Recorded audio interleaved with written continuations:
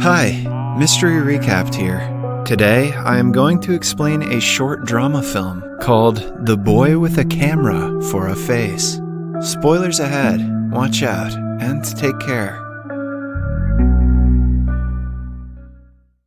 At the beginning of the movie, we are shown a broken TV. The camera zooms into it and leads us to the day the protagonist is born. The doctors and nurses surround his mother, urging her to push harder, while the father sits at the other side with a camera. He believes that he is going to capture a beautiful moment, but what happens next makes him put the camera away in confusion. Even the nurses and the doctor share the same look of confusion as they pass the newborn baby around. When the mother gets to hold her baby, she doesn't know what to think of it because the newborn has a camera for a face. He involuntarily records the birth from the other side, as a normal camera would. The doctors go crazy trying to figure out how this is possible. They stare at the sonogram for hours, but do not seem to find the reason for the baby not having a face. They try to pass it up as genetics, but no camera genes are found in the parents. With time, they get frustrated and start blaming the mother for sleeping with a camera. The husband accuses his wife of cheating. "Honey, I know that the new iPhone is sexy, but why'd you have to do it?" She is left alone with her child and doesn't know if she can ever love him as a human if he becomes the reason for their divorce. But her worries fade away when the doctors claim he is in fact the husband's kid. They also admit that they do not know the cause behind his head being a camera. But they have found out that to keep the child alive, they should put a blank tape in the slot on his back. It must be done every night without fail to prevent heart failure. The blank tapes mean that the kid is bound to record every moment of his life, even if he doesn't want to. The doctor inserts the day one tape into his back and sends the camera boy home with his parents. By now, the parents have accepted him as he is, because no matter the face, he will always be their child. As the camera boy grows older, he starts to take pictures on command. One day, when trying to take a family photo, the parents cannot seem to get good lighting. Hence, they hold the object camera and make their son click pictures. They have finally found a use for him that only he is good at.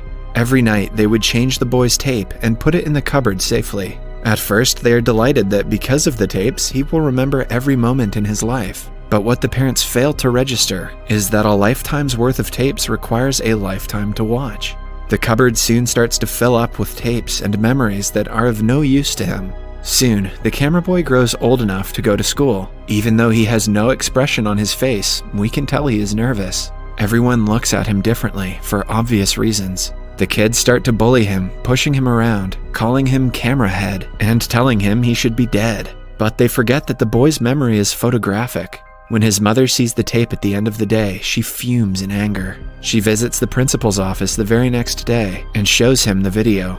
With clear evidence, the bullies have no way to defend themselves. They are punished for their actions, and starting that day, they stop bothering the camera boy. However, they move on to bullying another kid, calling him fat and telling him to kill himself. The camera boy watches them in fear, unknowingly recording them. The tape yet again makes it to the principal's office, and the bullies are taught a lesson. As time goes by and the camera boy learns to socialize, he makes a lot of friends. His uniqueness attracts people towards him, but with the attention also comes drawbacks. His friends, even the closest ones, often treat him like he is only a camera. Soon, like any normal teenager, the camera boy falls in love with a beautiful girl. They go on dinner dates, talk about different things, and seem to get along well.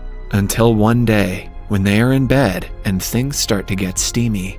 The camera boy tries undressing her, but she suddenly realizes that he is filming everything. She pushes him away, calling him a pervert for something he has no control over. The boy offers to put a lens cap on, but the girl asks him to get out of her room. She never talks to him again, leaving him heartbroken. He starts to think that he will never find true love because of his face. Starting that day, his life goes downhill. He is never let inside a movie hall because of the no-camera policy. Moreover, his father throws the house TV away because the boy watching it would be considered piracy. He gets depressed and refuses to go outside, but even at home he has nothing to do. He starts to get bored and lonely, cursing his fate for making him unique. That is, until one day when his life changes. While walking down a road, he comes across a girl. Weirdly enough, her face is unfocused from his point of view. He tries moving his lenses in different positions, but cannot seem to see her features. He doesn't know the reason for the weird phenomenon, but it doesn't bother him. The girl becomes his friend, and with time, they fall in love. Since he cannot see her face, she doesn't mind getting naked in front of him. It is almost as if God sensed he was depressed and sent her just for him. The two have been dating for quite some time when one day, a man approaches them. He turns out to be a producer who wants to make a show out of the camera boy's life. He wants the boy to hand in all of the tapes that he has filmed until now, so they can create a several-episode show with less budget. Handing in all the tapes means that they should give up the tapes of them making love. The couple is reluctant at first, but they agree to be a part of it when given a briefcase full of money. The show hits the air and instantly becomes a success. The couple gains millions of fans in only a few days. They turn into celebrities and are swarmed by paparazzi everywhere they go. With the money, they buy a brand new house together. As the show's popularity increases, the camera boy is given his own channel where people would have to pay to see his life on live television. He soon asks his girlfriend to be his wife. That part of their life is also broadcast live to the world. They have no privacy at all, but it is the least of their concerns because the show's ratings skyrocket after he proposes to her. They get married as the world watches, happy for the couple. Then, something that had never crossed the camera boy's mind happens. People become addicted to his show, so much so that the entire nation stays indoors, watching his life 24/7. It is almost as if he is the only living person, and all others are living life through him. When he and his wife get bored of such a lonely life, they return to his childhood home. As soon as he opens the door, the piles of tapes of his life come into his view. The house barely has any space for furniture because of all the tapes. The boy goes to the first closet of tapes and stares at them, reminiscing about his childhood and thinking of how far he has come. Then he goes to the living room to see that his wife is in front of the TV. She, like the others, has been addicted to watching the show. He tries to switch the TV off, but nothing happens. He calls the wife, trying to wake her up, but she remains staring at the television. The boy sheds a single tear and finally realizes that the only way to wake up the entire country is to stop live streaming the show. So he brings out the first tape of his life that was ever recorded. He plays the tape on TV while in the bathtub. People who are watching the live stream also get to witness his birth through the video. Everyone holds their breath as the boy puts the TV into the tub, electrocuting himself. He dies while watching the video of his own birth. The live show finally ends with his death, and people register how obsessed they had become. They go out and enjoy their lives like they did before the show.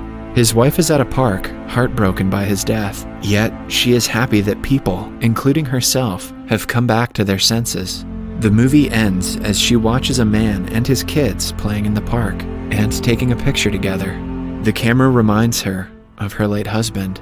Subscribe for more videos like this, turn on notifications, and leave a like to help the channel out. Thank you for watching.